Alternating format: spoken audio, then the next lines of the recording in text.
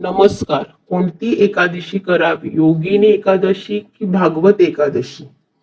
या वर्षी आषाढ महिन्याच्या कृष्ण पक्षातील ही योगिनी एकादशी 2 दिवस साजरी केली जात आहे. 10 जुलै 2026 शुक्रवार या दिवशी योगिनी एकादशी आहे. जे गृहस्थ किंवा सर्वसामान्य लोक आहेत ते या दिवशी उपवास धरतील.